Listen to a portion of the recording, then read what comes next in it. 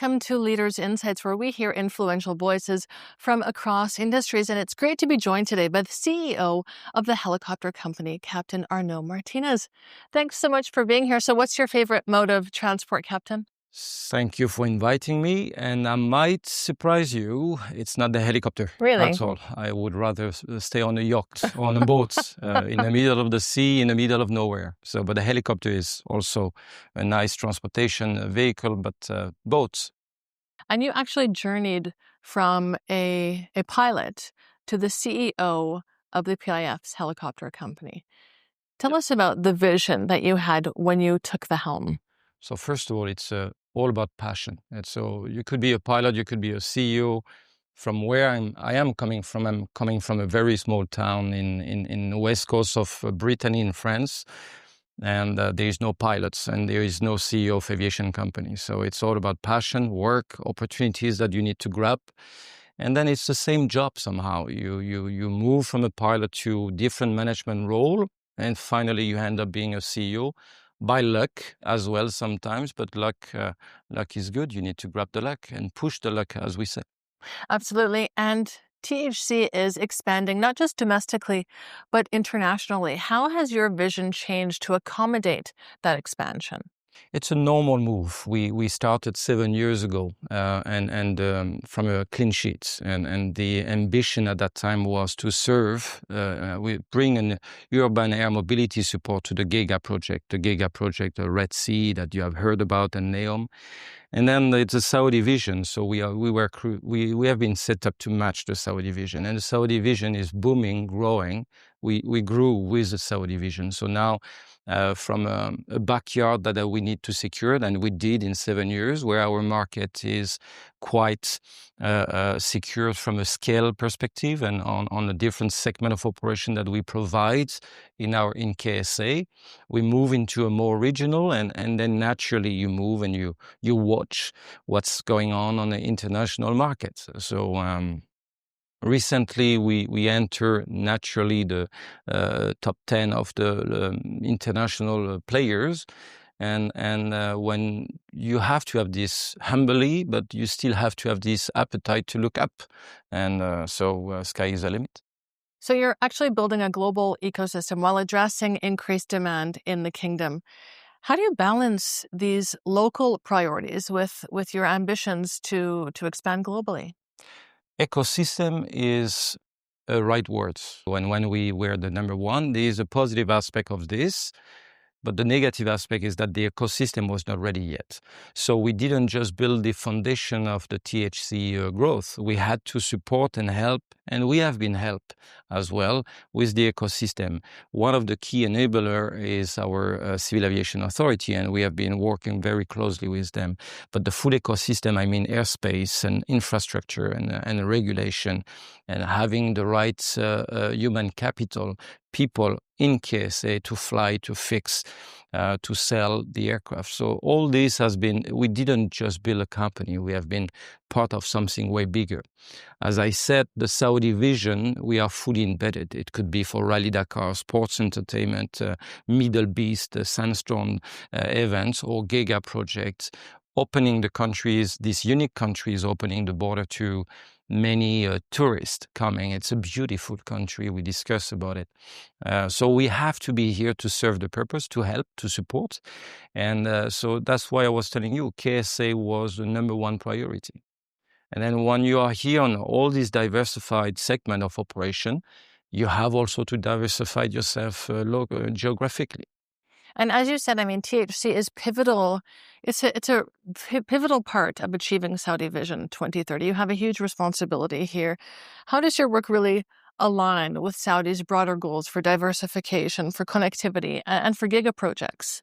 So about international expansion, we did what we did 4 years ago with Rotor Trade. Now we are, I would say, enough advanced in the process for me to announce you that we are doing our second acquisition with Heliconia, which is a very targeted, again, niche segment that we targeted, the offshore segments, and with a very specific territory, which is Africa, a territory that I'm used. I spent 10 years there, and that's somewhere where we see growth, something that we find logical to extend from KSA or MENA region to MIA region, I mean Middle East Africa.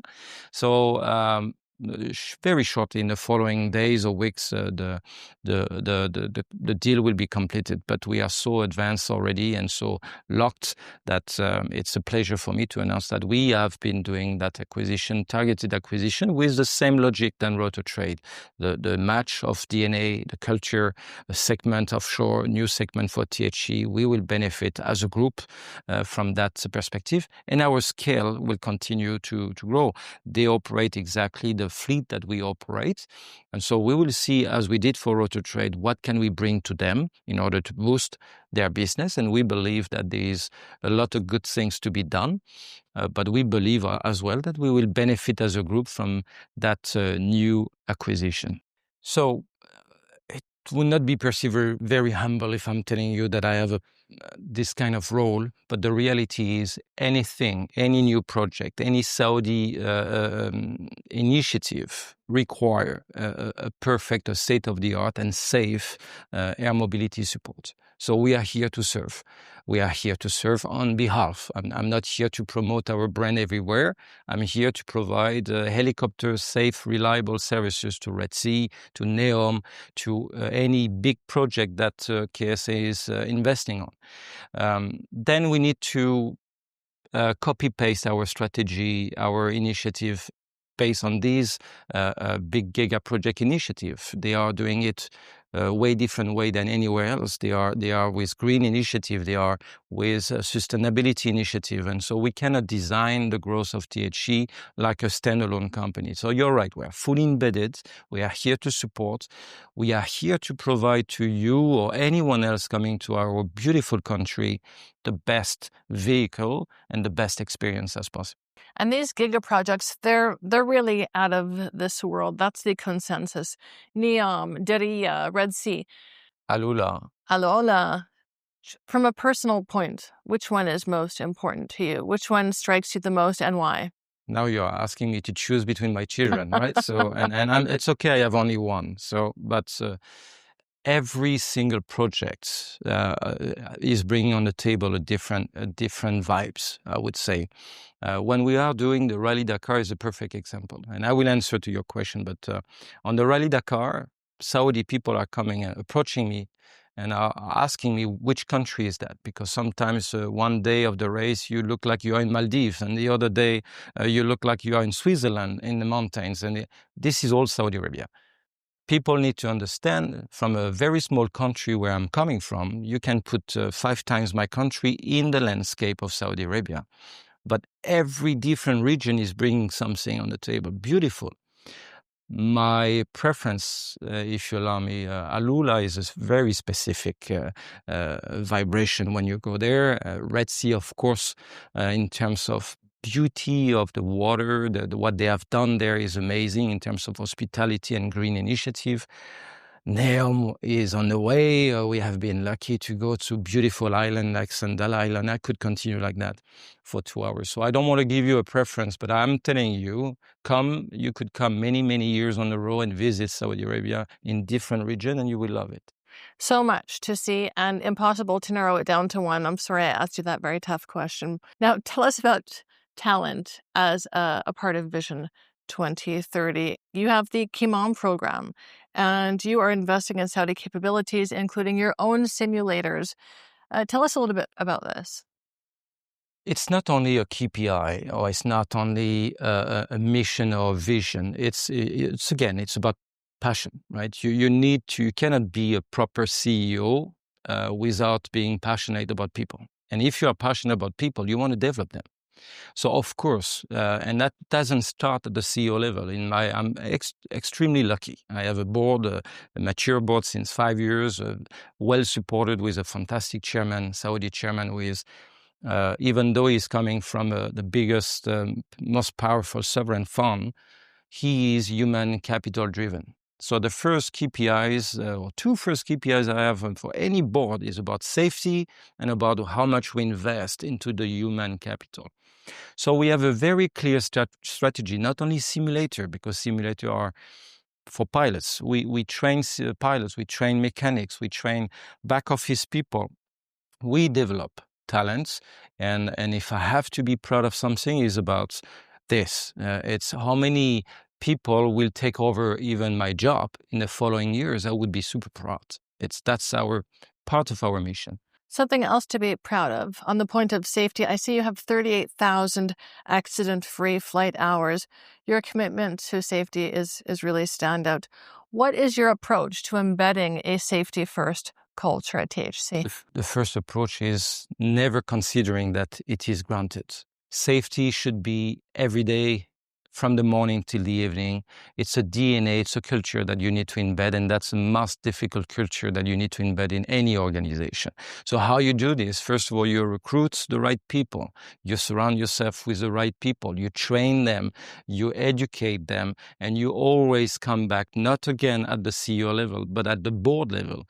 As I said to you, you go on the board, you are watching all the deliverables that we do on a quarterly basis. The number one deliverables we watch are not the financial deliverables. It's the safety KPIs.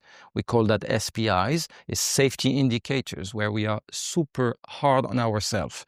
So it's not just flying the way we want, it's flying safely. That's the first thing I need to bring to you when you come to visit the kingdom. It's safe operation. So we invest in simulator, as you said, because the more you get trained, safer you are. We invest in a very sophisticated technology. All our fleet is new. All our fleet is modern in terms of equipment and safety features. And we try, and successfully so far. But it's just ask me the question in 5 years or in 1 year. And I hope I will have the same answer. It's still 40, 45, 50,000 flying hours without any accident, any incident. We certainly hope so. And THC has evolved into a multi-mission operator. You're covering everything from emergency response and rescue to VVIP transport. How do you maintain operational excellence when you're operating across such diverse realms? So that's a good question. First of all, a helicopter can achieve multiple missions, but the pilots flying the helicopter should be highly qualified and trained on that specific mission. So that's number one. Number two, considering, like, for safety, that good is not good enough if you can do it better. So every mission that we are completing or operating are driven by safety cases. So we are briefing, we are flying, and then after each mission, or even like Rally Dakar, we have a long sequence of debriefing on what can we improve for the next Rally Dakar, what can we improve for the next mission. And if you are driven by that, good is not good enough if you can do it better, this operational excellence target, because you never reach it. The day you consider that you are excellent, stop. Don't fly anymore, you become dangerous. You should be able to do better next mission and next mission again. So again, it's a culture. We spend a lot of time. I do spend a lot of time as well with engaging with the people. It's not only about pilots and mechanics. At the back office, it's the same. We have live dashboard in the HQ of the company where everyone needs to understand that whatever you do impacts the number of missions we do, the number of life that we save. It's a collective operational excellence concept that we need to focus on. And how many choppers would you have in the air at one point?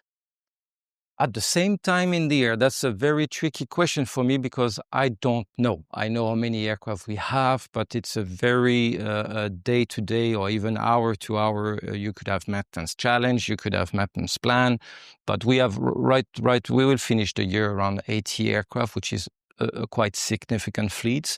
We have multiple bases. So the short answer is I don't know. The longer answer is that many. And we are monitoring this aircraft like an airline, which is another major difference talk about operational excellence. And that's thanks to our regulator, GACA, that is imposing on us to drive and operate helicopters the same way you would operate commercial airlines. So we track them. We have application. I could take my phone and tell you where they are right now, but we are dealing as we are managing a fleet of Saudi or Emirates or any big airlines as a helicopter operator. It is a very significant fleet, and you have increased your ties with Rotor Trade, a dealership for pre-owned helicopters. First, in 2021, you took a 51% stake, then you acquired the remainder of the company. You completed the acquisition. What was really behind this decision to take Rotor Trade? Always the same logic. We want to target a company that is bringing something we don't know how to do it ourselves. We want to bring something that benefits, first of all, the THE organization locally. So see it as a toolbox. It's another tool that you want to bring in your box. So the tool of Rotor Trade was at the same time simple and quite complex. So we targeted a company where Saudi Vision, the major, I would say, challenge for me is to plan, because it's moving so quick, it's growing so fast. And in the meantime, when you order an aircraft, you have to wait for 2-3 years. I cannot plan what would be the need of Red Sea, NEOM, or what kind of crazy events that would come in Saudi Arabia 2 years in advance. So we had the need for that tool to make sure that we are agile. We can lease back these helicopters, we can trade this helicopter, we can resell, we can operate. So now look at us not only as an operator, we are a group. And as a group, we do everything, the famous ecosystem that you mentioned at the beginning of the conversation. We operate, we trade, we lease, we fix with MRO, we train, and that's how we get diversified, and this is how we keep the agility. It's really facilitating your agility and your long-term vision. It's giving you also an international footprint, because you always target a good brand. The priority is always to make sure that there is a DNA or culture match, and that was the case. And then the last step is to see, obviously, how can you boom and boost that standalone business as Rotor Trade. Rotor Trade 4 years ago, financials delivery, and 4 years later is times 6, times 7. So it's not just about how to serve THE benefit, is how can we boost that business. And this is always the same logic. It has been successful with Rotor Trade. Hopefully it will be successful in other domain of acquisition.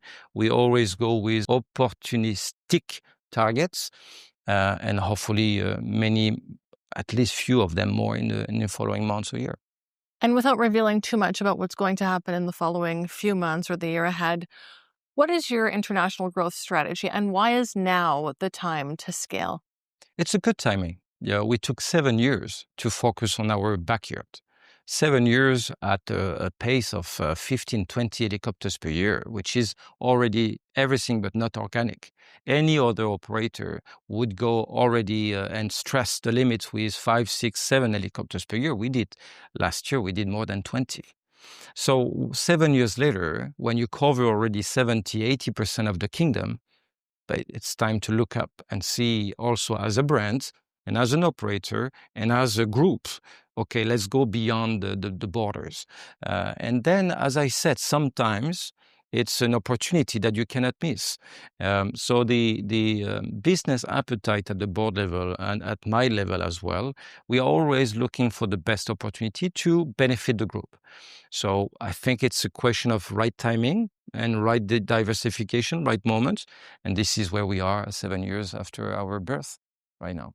And THC is really unlocking access to some of Saudi's most iconic destinations. How are you facilitating luxury visitorship in the kingdom?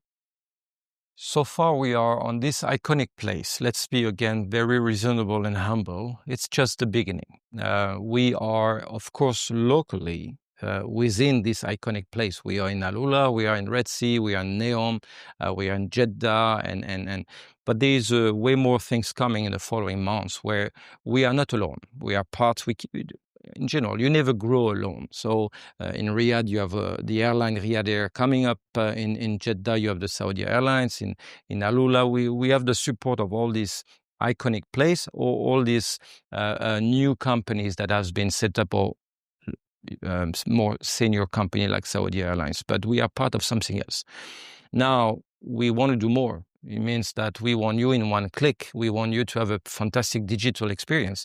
Helicopter, the way it has been operated worldwide, is more traditional way, right? You go, you book a seat, and you make a sightseeing tour. We want to make sure that you consider the helicopter when you come in Saudi Arabia as part of the journey, as part of the pleasant journey, not as part of the painful journey. So usually, even myself, you travel, I travel. Usually you take the airline and you say, okay, vacation will start once I land. We will achieve something the day where vacation starts, the day where you travel. And I just want to be parts for you or anyone coming in Saudi Arabia of that fantastic journey where I say, wow, it's a wow journey, right? It's simple, it's safe, it's reliable, you can enjoy it, and we are just part of this hospitality ecosystem. It's part of the experience. Part of the experience. And again, you cannot have a 7-star experience going to Red Sea and going there the old-fashioned way. It doesn't match. So we are not as a standalone company. We need to look around and how you cannot come on a 7-star airline Riyadh and have the last leg on a helicopter the old-fashioned way. So we need, and we try so far quite successfully, to be embedded in their vision on Red Sea, vision in Neom, vision Riyadh. We communicate a lot. The selection of the platform has not been done by mistake or by luck. We sat a lot with the client or the end user, in that case is Red Sea, for example, and say, okay, you want more sustainable, you want cleaner, greener. So we invest on your behalf, and we still, number one requirement for us, we fly safely. Is sustainability important to THC? Are you using sustainable aviation fuel? Are you moving to quieter aircraft? How are you future-proofing THC in terms of sustainability? Sustainability is important for the kingdom. So by default, it is very important for me as a THC CEO. So 7 years ago, there is a positive aspect and negative aspect to start from zero.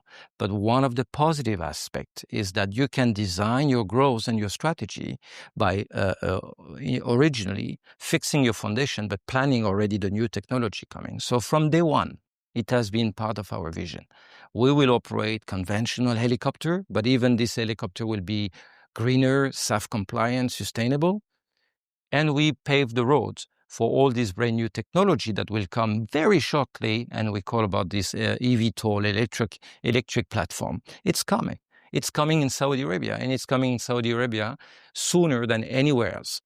And as an operator, my role is electric or all conventional helicopter way to fly safely, to be the operator, and to provide the service. So we are in this Saudi Green Initiative are there as well as a target. So it's not only THC. Again, we are part of this Saudi vision. We need to comply and serve at our humble level this Saudi vision on a green initiative as well. When will we see eVTOLs in Saudi? Sooner than you would expect. eVTOLs platforms, I think 2026 will be an interesting year for THC from that perspective as well. I'm not telling you we will be in a position to commercialize flights on eVTOL, but you will see eVTOL platform and testing capability and trying to see. It's the same approach than for the helicopter. We have been the soft launch operator clients on H160 with Airbus. Nobody else was using H160 in the region. It was a brand new technology. The first thing we asked them is come to the kingdom, test it with us in summertime, July, August, at 55 degrees. And if it is saying what you wrote in the manuals, we buy it.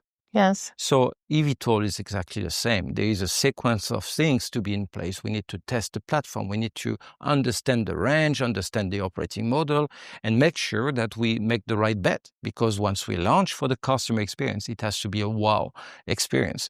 I cannot take you as a visitor and hope that you will maybe not enjoy it. I have to be sure about it. So 2026 will be a very visible testing year. And hopefully, right after that, we will be able to launch operation. Saudi Arabia will welcome in the following 2-3 years many massive events. And these events needs to be supported by electric green initiative. And your long-term partnerships with Airbus and with Leonardo have really been crucial to your success. What makes a strong aviation partnership in today's market?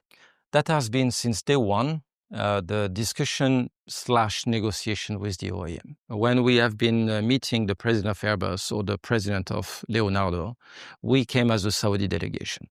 It was not the CEO of THE coming to acquire any helicopters. We came as a Saudi delegation, and the head of the delegation at that time was the deputy governor of PIF, and I still remember the message that he passed to both OEM. It was, we are not coming to buy helicopters, we are coming to find a partner. Are you willing to be a partner with us? Both of them have been fantastic.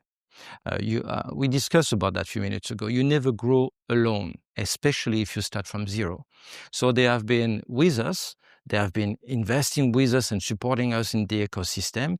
When you take deliveries of 20 aircraft every year, it's quite, you push the limit, you pull the elastic, as we are used to say.